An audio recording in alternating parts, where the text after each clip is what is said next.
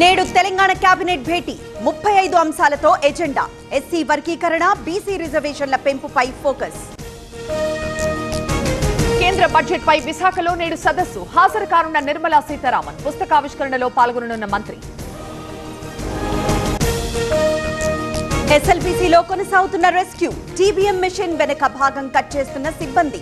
భారీగా ఉబికొస్తున్న నీళ్లు.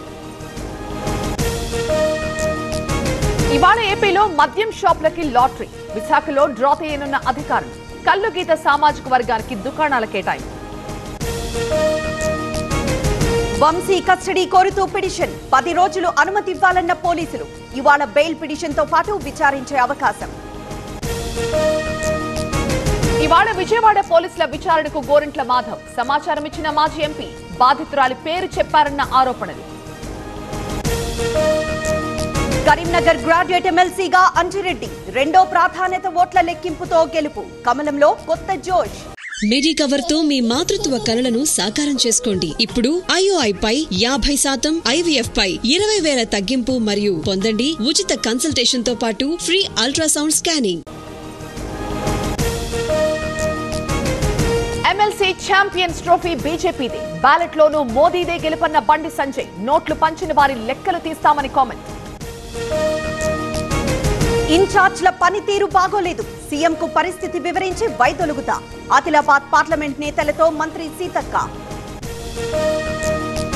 బీజేపీ తిరుగులేని విజయాన్ని సాధించింది. కాంగ్రెస్ పాలనను విద్యావంతులు తిరస్కరించారు. నమ్మకాన్ని నిలబెట్టుకుంటామన్న కిషన్ రెడ్డి.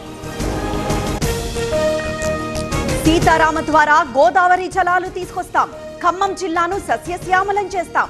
పక్క రాష్ట్రం కృష్ణా జలాల్ని వాడేస్తోందన్న తుమ్మల. భూపాలపల్లి జిల్లాలో ఇసుక లారీలతో ట్రాఫిక్ జామ్. వాహనదారుల ఆగ్రహం. చర్యలు తీసుకోవాలని అధికారులకు విజ్ఞప్తి. శ్రీశైలంకు రికార్డు స్థాయి ఆదాయం. 5,69,00,000 రూపాయల కానుకలు. అధికారుల ప్రకటన. నితీష్ ను 2 సార్లు ముఖ్యమంత్రి చేశా. బీహార్ సీఎం కామెంట్స్ కు తేజస్వి యాదవ్ కౌంటర్. ఈయన అవసరమా అంటూ విమర్శలు. రణ్యారావు ఎపిసోడ్ లో కీలక విషయాలు వెలుగులోకి. దుబాయ్ నుంచి బెంగళూరుకి గోల్డ్ స్మగ్లింగ్. ప్రముఖుల పాత్ర ఉన్నట్లుగా అనుమానం. సోన్మార్గ్ లో విరిగిపడ్డ మంచు చర్యలు. ఎవ్వరూ లేకపోవడంతో తప్పిన ప్రాణ నష్టం. హిమపాతంతో జమ్మూ కశ్మీర్ అతలాకుతలం. ఇవాళ ఉత్తరాఖండ్ లో ప్రధాని పర్యటన. మోటార్ సైకిళ్ల సాహసయాత్ర ప్రారంభం. గంగానదిలో ప్రత్యేక పూజలు చేయనున్న మోదీ. ఛాంపియన్స్ ట్రోఫీ ఫైనల్ కి న్యూజిలాండ్. సౌత్ ఆఫ్రికాపై 50 పరుగుల తేడాతో విజయం. మార్చి 9న